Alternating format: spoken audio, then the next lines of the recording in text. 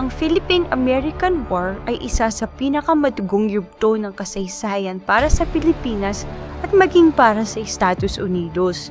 Ngunit sa mga unang buwan ng digmaan, hindi ito gaanong pinapansin ng mga Amerikano. Para sa kanila, ang Pilipinas ay isang maliit na kapuluan na madaling sakupin at ang mga Pilipino ay hindi makakapigil sa lumalawak na kapangyarihan ng Amerika. Ngunit nabago ang lahat nang dumating ang balita mula sa malayong bayan ng San Jacinto, Pangasinan, ang pagkamatay ng isang kilalang personalidad, isang opisyal na may mabigat na pangalan at impluwensya sa Amerika. Doon lamang nagising ang Estados Unidos. Doon lamang nila nakita na ang digmaan sa Pilipinas ay hindi simpleng pacification mission, kundi isang tunay, marahas at komplikadong labanan na may mabigat na kapalit. Ang pangyayaring ito ang naging turning point hindi sa larangan ng labanan kundi sa kamalayan at politika ng Amerika mismo.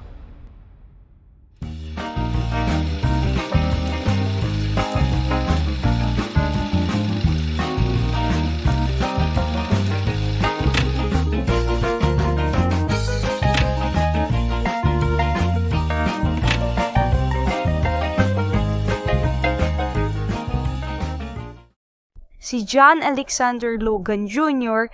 ay ipinanganak noong July 24, 1865 sa Carbondale, Illinois.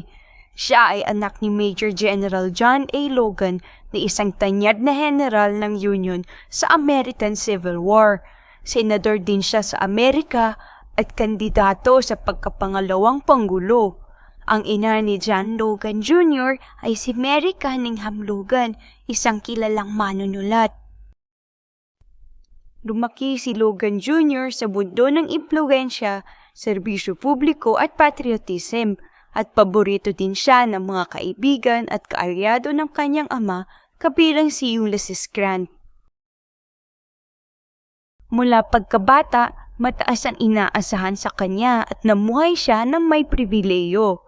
Pagkamatay ng kanyang ama noong 1886, minana niya hindi lamang ang pangalan kundi pati ang tungkuling ipagpatuloy ang tradisyong militar ng pamilya Logan.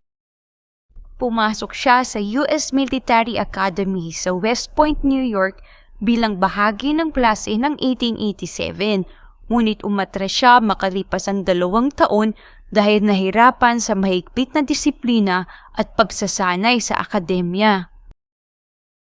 Pag-alis ni Logan sa West Point, pinakasalan niya si Edith Andrews, anak ng isang mayamang negosyante ng coal mining sa Ohio noong 1887. Nandirahan sila sa Youngstown kung saan pinamunuan ni Logan ang Carbon Limestone Company at nagtatag ng Oriole Stock Farm para sa pag-aalaga ng mga kabayo.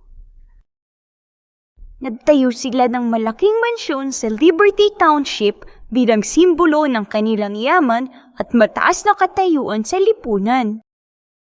Nagkaroon ng pagkakataon si Logan Jr.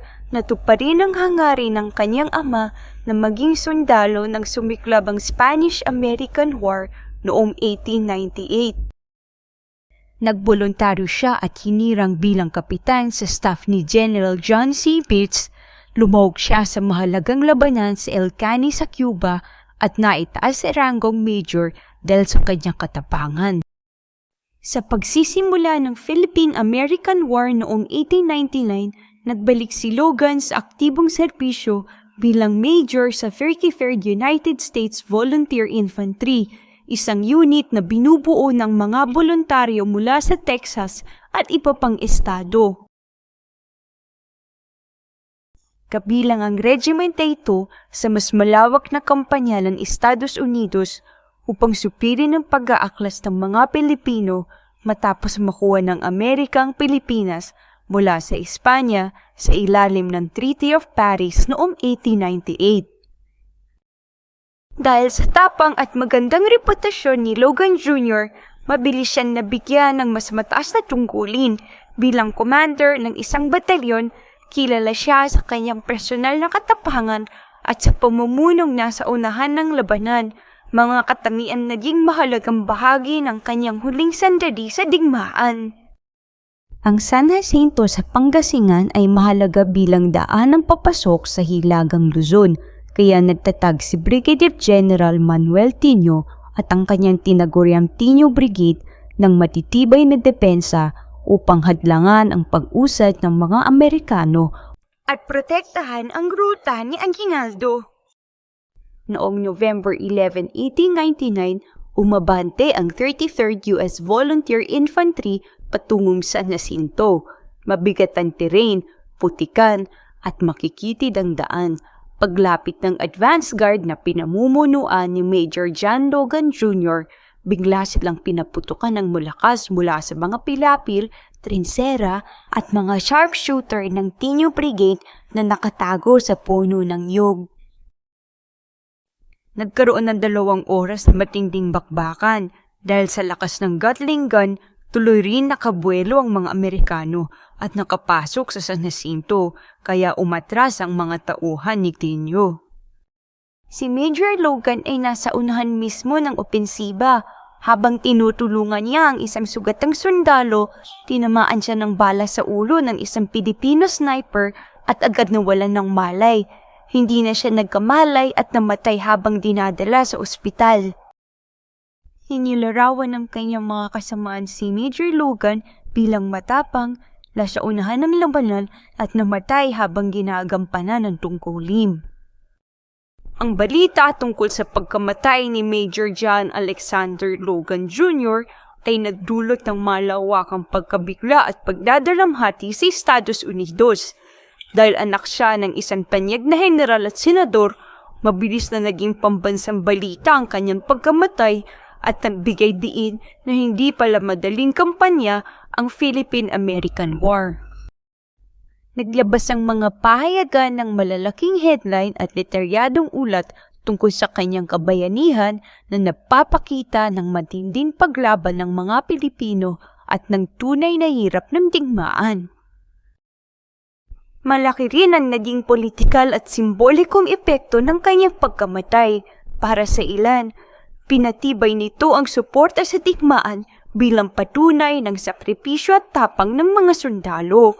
Ngunit para sa mga anti-imperialistang leader tulad ni Mark Twain at Andrew Carnegie, ang pagkamatay ni Logan ay naging ebidensya ng mataas na kapalit ng digmaan at ng moral na tanong sa ambisyon ng Amerika bilang bagong kolonyal na kapangyarihan. Sa huli, ang pagkamatay ni Major John Alexander Logan Jr. ang nagsilbing matinding pangkising sa Estados Unidos. Ipinakita nito na ang mga Pilipino ay hindi isang bansang madaling supirin at ang kanilang paglaban ay may lalim, disiplina at matatag na paninindigan.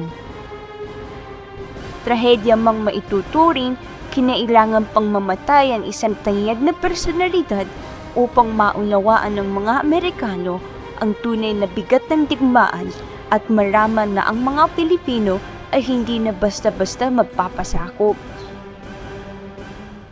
Mahalaga ding pagnilayan na kung hindi si Major Logan ang nasawi at isang karaniwang sundalo lamang, marahil ay hindi ganoong kalakas ang naging tugon ng Amerika. Ang kanyang kamatayan ang nagbukas ng mata ng mga mamamayang Amerikano at nagbago ng tono ng pampublikong opinyon na tuluyang nagpatunay na ang digmaan sa Pilipinas ay higit pa sa inaasahan. Ito ay isang labanang may kapalit na buhay, dangal at kasaysayan.